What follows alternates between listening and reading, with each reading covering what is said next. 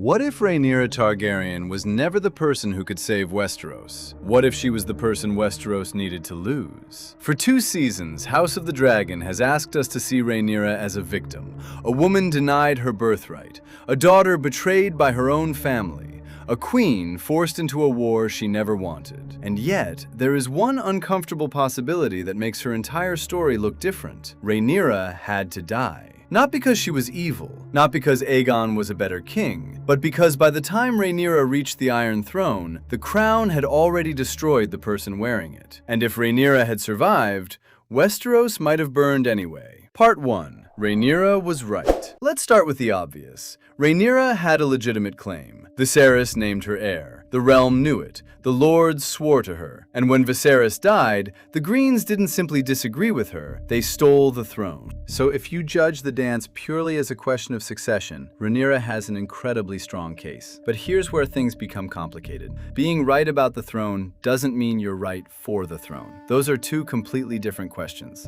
Rhaenyra spent years believing that the crown was her destiny. But destiny is not leadership. And the moment the war began, Rhaenyra's greatest weakness became impossible to ignore. She didn't just want the throne. She needed the throne to prove that everything she had suffered meant something. And that is dangerous. Because once a ruler starts treating the crown as proof of their own worth, every threat becomes personal. Every betrayal becomes unforgivable. And every compromise starts looking like weakness. Part 2. The war changed. Rhaenyra. Look at what happens after Luke's death. Before the war, Rhaenyra repeatedly tries to avoid a conflict that could destroy the realm. But blood and cheese changes everything. Her family is no longer fighting over a political dispute. They're fighting over blood. Then King's Landing falls. Rhaenyra finally takes the capital, and this should be her victory. Instead, it becomes the beginning of her collapse, because now she has what she always wanted, the throne. And almost immediately, she discovers that having the throne is not the same thing as controlling the kingdom. The people don't automatically love her. The war hasn't ended. Her enemies are still alive. Her allies are demanding rewards. Her treasury is collapsing, and rumors spread through the streets. Rhaenyra begins losing something more important than soldiers. She begins losing legitimacy. And once a ruler loses the belief of the people, fear becomes the easiest replacement. Part 3. The Iron Throne was never the answer. This is the irony of Rhaenyra's story. She spends her entire life fighting to sit on the Iron Throne, but the throne itself becomes one of the things destroying her. The crown doesn't give her peace. It gives her paranoia. It doesn't give her security.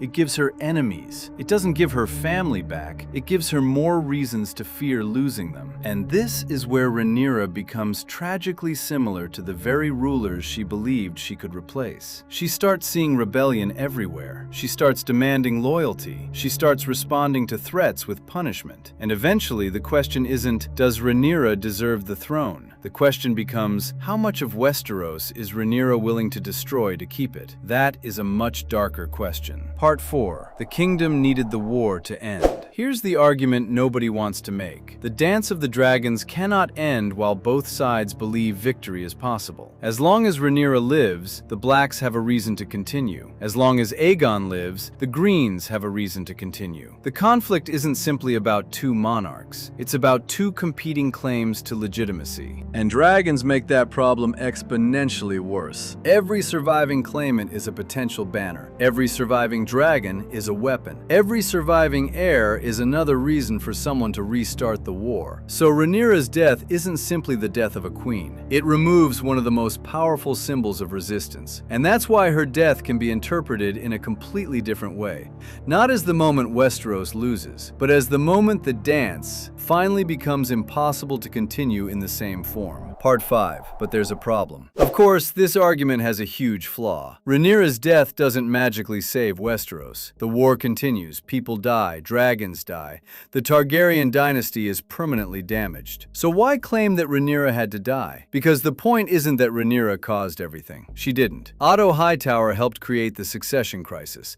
Alicent helped legitimize the Green cause. Aegon accepted a crown he didn't originally seek. Daemon escalated the conflict. And the lords of Westeros turned a family dispute into a civil war. Rhaenyra was a product of this system, but eventually, she also became one of its most powerful players. And that's what makes her tragedy so compelling. She wasn't the villain. She wasn't the hero. She became something much more dangerous. She became a ruler who could no longer afford to lose. Part 6. The real tragedy. Rhaenyra could have walked away, but would Westeros have survived? Maybe not. Because if she had surrendered while she still had dragons, her supporters would have considered her a coward. If she continued fighting, more people would die. If she captured King's Landing and ruled through fear, she risked becoming another tyrant. If she compromised with Aegon, neither side could guarantee that their supporters would accept peace. There was no clean ending. And that's why Rhaenyra's story is tragic. There was no version of victory that didn't cost Westeros something enormous. Her greatest mistake may not have been claiming the throne.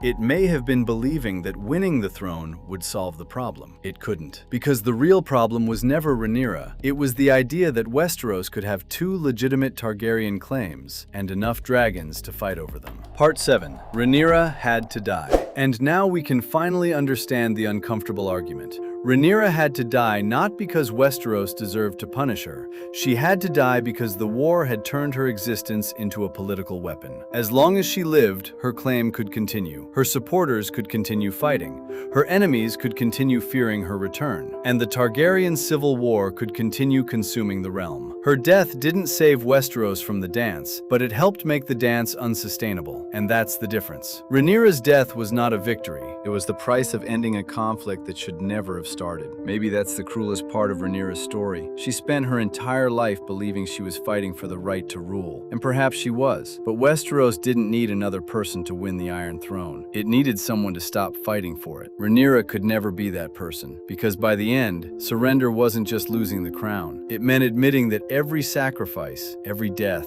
every dragon, every broken promise had been for nothing. So she kept fighting. And eventually, the throne took everything from her. Her children, her family, her kingdom, and finally, her life. Rhaenyra didn't have to die because she was the villain. She had to die because in a war built around her claim, there could be no peace while that claim was still alive. And maybe that's the greatest tragedy of the Dance of the Dragons. The woman who spent her entire life trying to become queen may have been the one person who had to die before Westeros could finally stop fighting.